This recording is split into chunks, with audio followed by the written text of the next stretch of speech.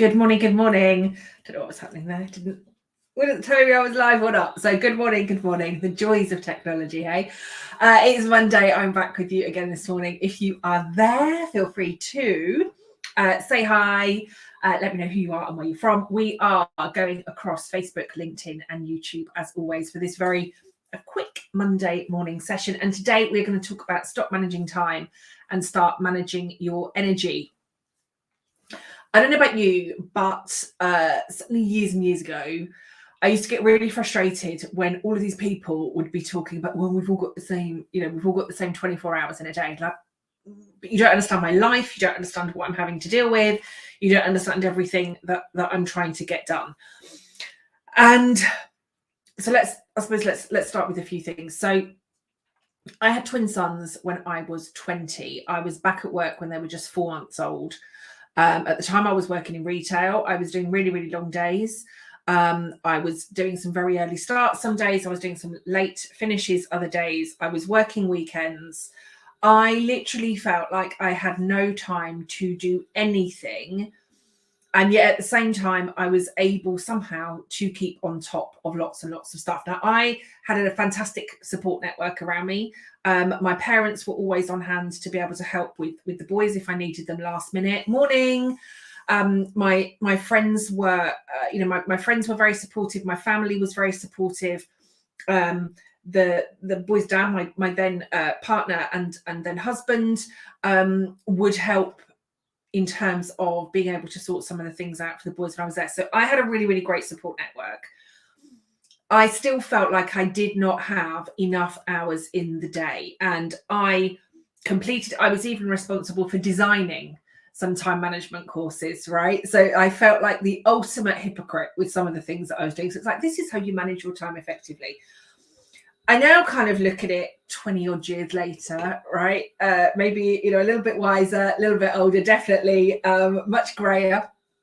And I now kind of look at it and understand it's much more about what it is that we do with our energy rather than what it is that we do with our time. And again, like if you're knackered, if you're exhausted, if you're full on with caring responsibilities, parenting responsibilities, working full time, trying to keep on top of the home and or whatever else it is that you're doing. And even more so, I think since 2019, like we've kind of got to the point, like we're all knackered, right? We're all knackered. And I think just being aware of that and accepting that is sometimes enough, right? I'm exhausted. Because I think when we get to the point of recognizing that we are exhausted or that we're knackered, then we can start to make the changes. But if we continue to just think, oh, like this is now just life, this is normality, this is what I've got to stick with, it's very difficult for us to make the changes. And if you saw my video first thing this morning, I invited you this morning to invite what if into your life this week. And I want to kind of reiterate that as we go through this morning. A lot of the time, particularly when we're talking about time, all of us want to be like, well, you just don't understand everything that I'm dealing with, right? We automatically go on the defensive.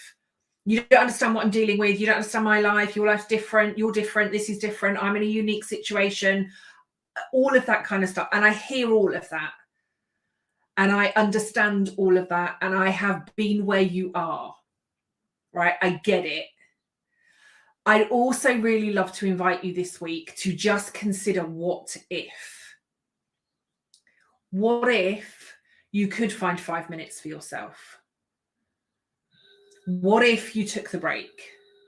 What if you implemented a boundary? What if you said no to that recurring meeting that is always pointless and you don't get anything out of any time that you attend? What if things were going to be different for you by this Friday? Right. And I think when we step into the what if and step into the possibilities, we start to recognize that anything could be possible.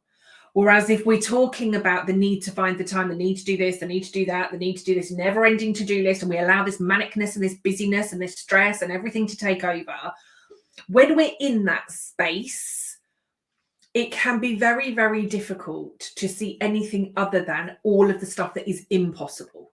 Right, I can't do that because I don't have the time. I can't do that because I don't have the energy. I can't do that because I can't do that because I've got this 10,000 things on my to-do list. I can't do that because I've got 10,000 things to do of an evening. I can't do that because of the pressures, the projects, the colleagues, the workload, the blah. We stay in this kind of, I can't do it, I haven't got the time. And all that is doing then is feeding and continuing to keep that frenzy of stress and manicness and busyness and all of those kind of things going round and round in our head. So the first thing I want to invite you to do this morning is just consider, what if? What if I took a break? What if I slowed down? What if I allowed myself to say no? What if I allowed myself just one moment of peace or clarity?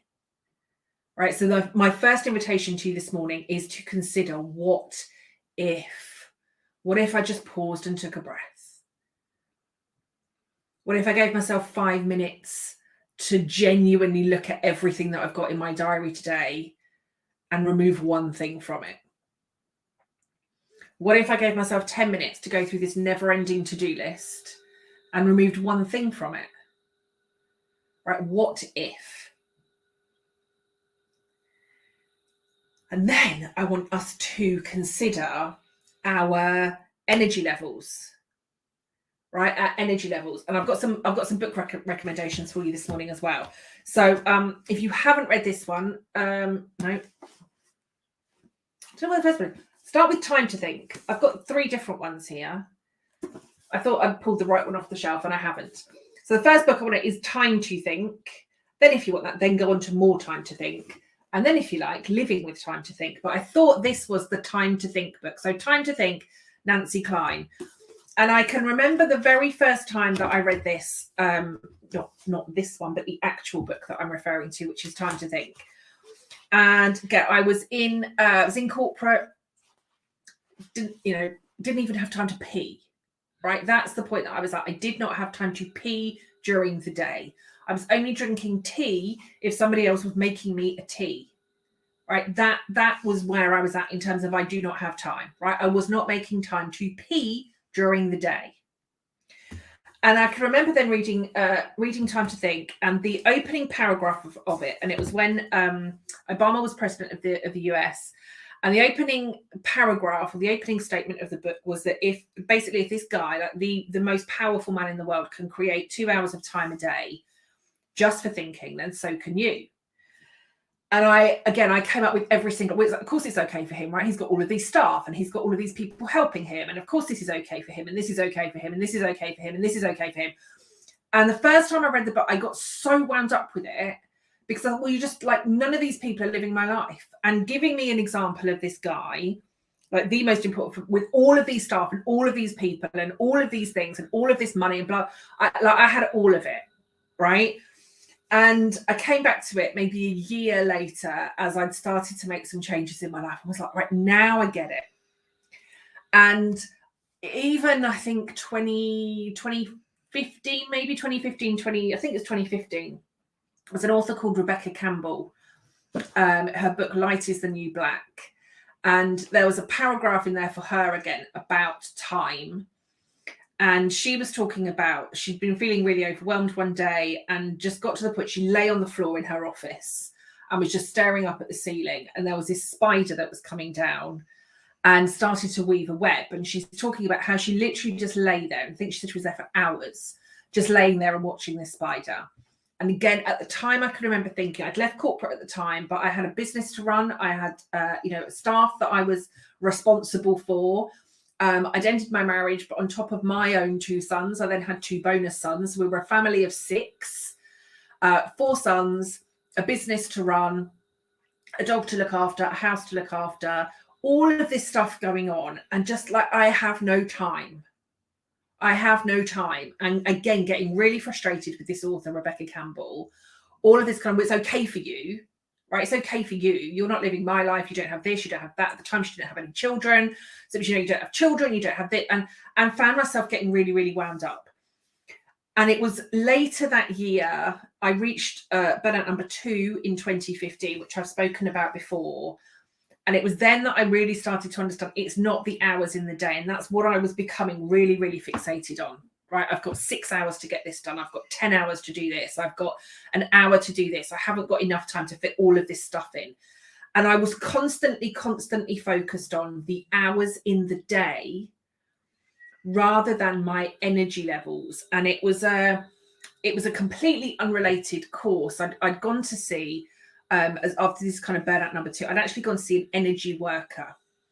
And she had started to talk to me about what I do to manage my energy. And I'd done training on this, right? I'd done training on what I call energy angels and energy vampires. And I'll come on to that again in a bit more detail in a moment. But I understood the concept of what gives us energy and what drains us of energy.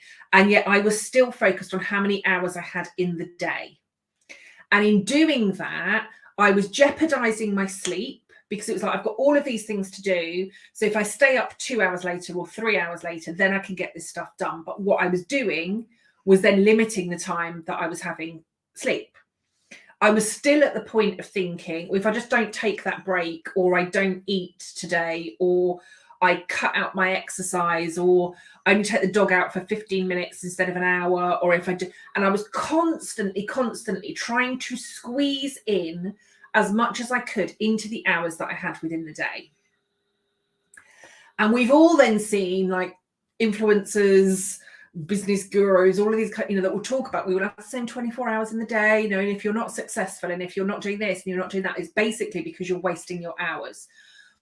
And I still get really annoyed when I hear people say that, because that is just not, it's just not the case. The postman is coming, and if he's going to knock, the dog's going to start, and I do need to get a parcel from him. So we'll see if he knocks the door. I may have to mute. We'll see. The dog is in here asleep. Let's see. Here, hang on 1 second. I'm going to mute.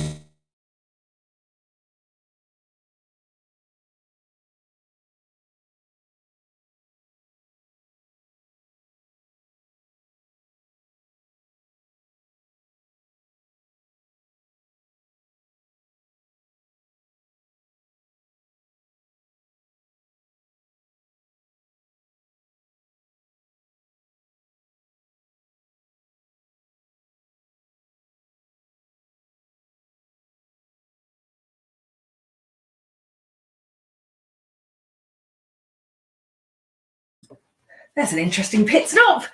I still get really frustrated when I hear people talk about we all have the same 24 hours in a day, because I know that we don't, and I know that we're all operating from different energy levels. But as I started to understand more and join some of these dots of not just the kind of neuroscience stuff that I'd been dealing with and understanding this concept of time management, but also starting to dig more into these energy levels. And I began to understand that, again, from these energy angels and energy vampires, ideally we need a ratio of 3 angels to every 1 vampire, right? 3 angels to every 1 vampire.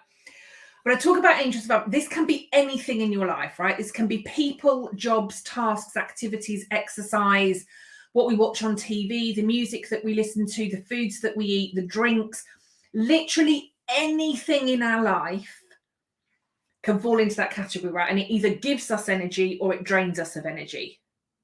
Anything in our lives can give us energy or drain us of energy. So for example, I'm fascinated by the psychology of true crime, like real crime dramas. Fascinated by the psychology of it, and I can get really fixated on them. And I know if I watch too many of them, they steal my energy, right? I love hosting dinners for family and friends, right? I love being able to kind of give and host and do all of that stuff. And as an introvert, too much time with those people and too many people in my house for too long begins to drain me of energy. So the same thing, one thing can take energy or give us energy depending on the circumstances, depending on the situation. Yeah. And I then also started to understand, again, if you've been following me for a while, you know that I kind of geek out completely when it comes to yoga, but I'd also started at that point to understand more about Ayurveda, which is the sister science of yoga. And that's not just how we move our bodies or kind of the 8 limbs of yoga, but it's a sister science that sits behind it that talks more about our kind of energy levels. It talks about more about routine. It talks about waking and sleeping at the same time every day. It talks about the types of foods that we should be eating to fuel the different energies within our body. It talks about the different timings of the day that we can be eating based on our energy levels, again, to keep our energy high or to keep our energy even. And as I started to explore like that, I used to do a lot of cycling. I used to do a lot of spin classes. And what I hadn't recognized until, again, I started to pay attention, right? So I was loving the cycling, right? I love being on a bike. I absolutely love cycling. But if I was doing that later, and ordinarily I was doing it after work, what I began to understand from the Ayurvedic side of things was that too much kind of cardio, too much high energy stuff for me later on in the day then begins to impact my sleep. So then if I'm not sleeping properly, I can wake up more anxious in the morning and I'm waking up exhausted.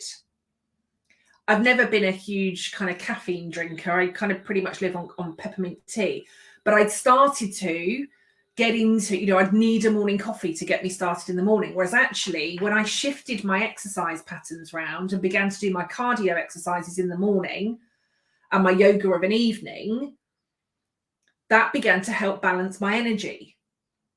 Then I was sleeping properly. Then I was waking better in the morning. I was waking earlier in the morning. I could have a more productive day. So I started to look at all of the things in my life. And again, second invitation for you this morning, really consider everything within your life that gives you energy and that drains you of energy. And try to include more of the stuff that gives you energy into your week on a daily basis. If there are particular tasks that really, really excite you and you get really excited about, try and include more of those into your day. Maybe do a little bit of them every day to keep you energized and keep you excited. Maybe try bulking. If there are tasks that you don't particularly like, I hate admin, but I ensure that I get that done first thing in the morning so that I know it's done and out of the way. And then I can concentrate on my client work. I can concentrate on my content creation. I can concentrate on the coaching. I can concentrate on live videos and all of the stuff that really, really lifts me up, rather than always having in the back of my mind, oh, I've got all that admin to do. I get it done first thing in the morning because then I know it's done and out of the way. And again, a lot of this has been trial and error for me. So lots of people will comment on just how much I'm able to get done over a week, over a month, over a year. I have exactly the same time as everybody else.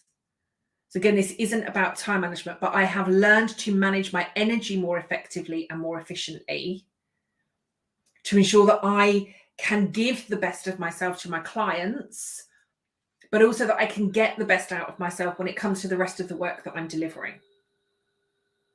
So maybe sit and write down all of the things that give you energy and all of the things that drain you of energy. And again, like this can be friends. I've cut some relationships, I've cut some friendships, I've cut ties with some people because every time I was meeting with them, they were quite literally sucking the life out of me. I can be and typically am, quite high energy, big energy as I kind of bound into a room. There's only like meeting with some of these people, I was coming out like, oh God, like what was that? And for some of the friendships that I had, it was a case I can't keep listening to the same stuff over and over again. Like, I'm really sorry, this is the impact it's having on me. If you're not going to make the change, if you're not going to do this, if you're not going to do that, then I cannot spend enough time with you. And some of those conversations weren't easy to have. But I began to make the changes because I recognized that, my well-being was important. And as part of that well-being was also what I was spending my time doing and what I was giving my energy to. Right, we will all have some of those people, whether it's colleagues, family members, friends. We'll all have some of those people that we dread going into a room with or meeting up with, right? Because we know they're just going to suck the life out of us while we're there. It doesn't mean that we have to cut those people out, but we may want to limit the time that we spend with them so that they're not taking our energy, right? Some people just steal our energy from us. And we can we can put all those boundaries in place. We can protect our energy in whatever way we feel right, but we're still giving of that energy. And we've also got to consider how we receive that energy, right? How we replenish those energy levels, how we keep our energy levels high. Because yes, we may all have 24 hours in a day, but if I'm starting Monday with no energy at all, or I'm stealing energy from tomorrow to get me through today, it's not really not a productive way to start the week. And we'll all have 7 days in the week, right? But if I'm kind of like, oh, I just can't be like, and if that's then causing me to procrastinate, or that's causing me to keep putting off tasks, to think, oh, I'll do that one now. Like, let me just do one quick win. It may not be the stuff that's adding the value. Right? Sometimes when we look at all the stuff, we look for the quick wins. We're ticking off stuff, but it may not be the stuff that's actually adding the value or making the difference. That might be the stuff that we're putting off because we just don't have the energy to deal with. So another book recommendation that I have for you this morning is this one here. So it's When by Daniel Pink, Scientific Secrets to Perfect Timing. So he talks about in here different things that you can be doing throughout the working day. There's one quick bit that I don't know why there's a bookmark in here. So I've obviously done it for a reason. But for example, this quick bit here. So the following chart early in the day, judges ruled in favour of prisoners about 65% of the time. But as the morning wore on, that rate declined. By late morning, their favourable ruling dropped to nearly zero. So a prisoner slotted for a 9 a.m. hearing was likely to get parole, while one slotted for 11:45 had essentially no chance at all, regardless of the facts of the case. Our energy can deplete really quickly. I don't know why I've got that one bookmarked, but it talks about the things that like we can be doing during the day. If we're waiting until 5 p.m. to make some of those really important decisions in our businesses, it's probably not going to happen. I don't know about you, but I have been sat around board tables, exec tables. I'm literally bored by the time we get to kind of 5, 6, 7 o'clock in the evening. But I've been sat around some of those tables, and the stuff that we get presented with in the morning is like, quick, yeah, let's go for it. The bigger decisions that tend to, we think, again, let's go for the quick wins in the morning. By the time it gets to the afternoon, we need the bigger decisions to be made. Like some of those agenda items are taking hours to go through, and we're never getting round to finishing the meeting because we go round and round and round and round in circles, spending hours discussing something, never coming to a resolution. And if you're one of those people that, is like, we'll call you into the board meeting to present your paper at 3 o'clock this afternoon, and you're still sat there at 5 o'clock, and then it's like, actually, we don't need you, you can go. A lot of the time it's because these full day meetings, they're not agendaed in the right way. They're not done in the right way. And a lot of the important decision making is left until later in the day.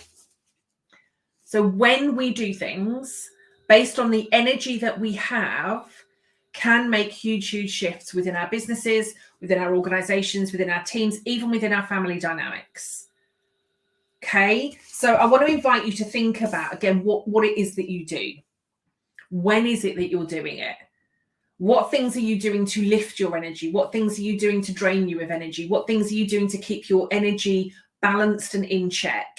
If you can get really clear on your energy levels and start again to make some of those changes. Like I said, I thought I was absolutely doing the right thing in doing, like my big hit cardio workout at the end of a working day.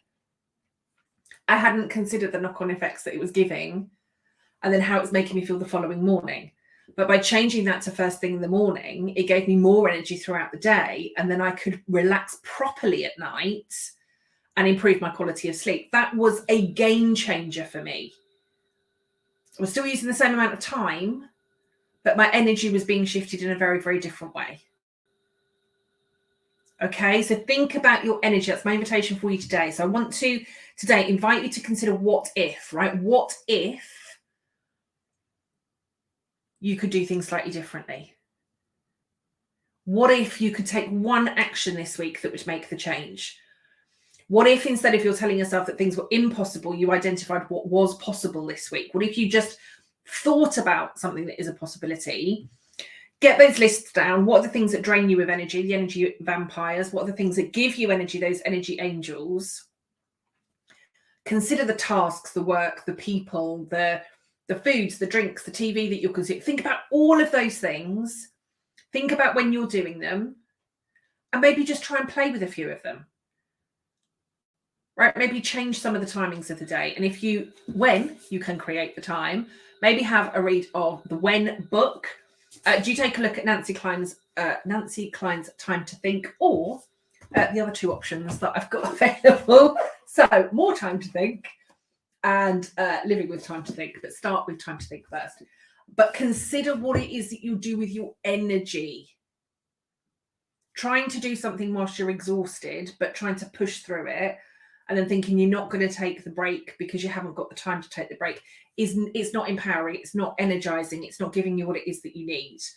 Doing the right stuff at the right time with the right energy can be an absolute game changer for you. So I invite you to think about that this week. I'm going to leave you. I'll be back with you live this time next week, 10 a.m. next Monday. I'll be back with you. For now, have a great week. Enjoy seeing what you can come up with, right? And maybe share some of your comments in the feed below. But have a play, see what you can create, and I'll be back with you again next Monday at 10. Have a good one, everybody. Take care for now. Bye.